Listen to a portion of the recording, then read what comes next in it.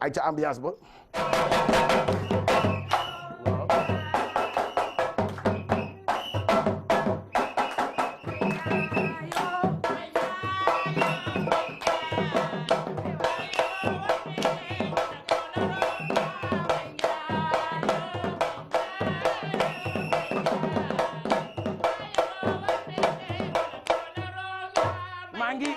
maa ngi leen di nuyu jërëjëf Mbaye Ndiaye sama turandoo waykat bi waaye may gërëm nag sama aawo bi nga xam ne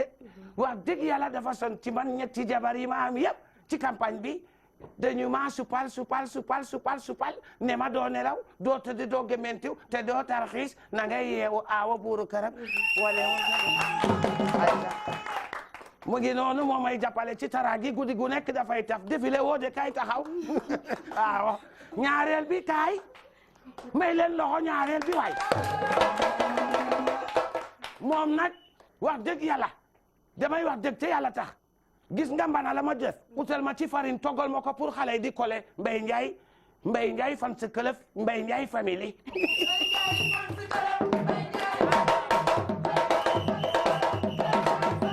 jërëjëf kii nag mooy ñetteel bi te xam ngeen ne ñetteel nag wax dëgg yàlla dafa ànd ak cawarte gune la nag waaye gis nga lu ma def ci politique da koy xalaat ne ma Mbaye mën a naam mu ne parmi les grands hommes toujours il y a une grande dame ay ca waneel sa bopp ci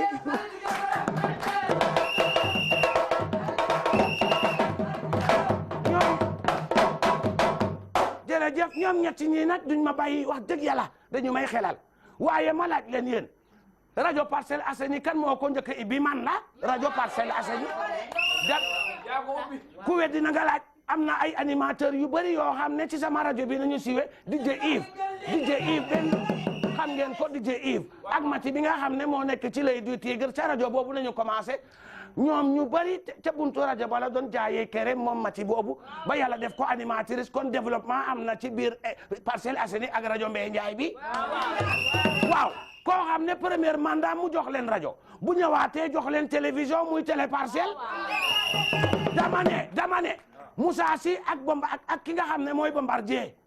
Bombardier mel ni bi may waxal damay bañ a wax turam ndax doole gee bëri waaye ragaluma ko Bombardier Boum nga xam ne tur bi musiba la Boum rek foo ko dégg xam ne fitna la waaye dama bëgg ngeen xam ne waa Modou Lo fu mu dëkk ma ne lamb bu siwee ñu tax mu siw waa Parcelles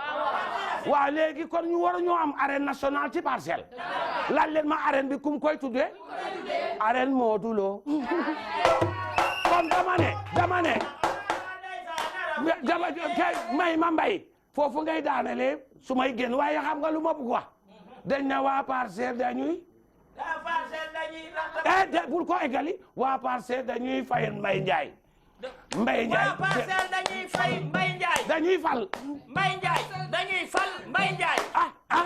waa Parcelles dañuy fal Mbaye Ndiaye ay ta Mbaye Ndiaye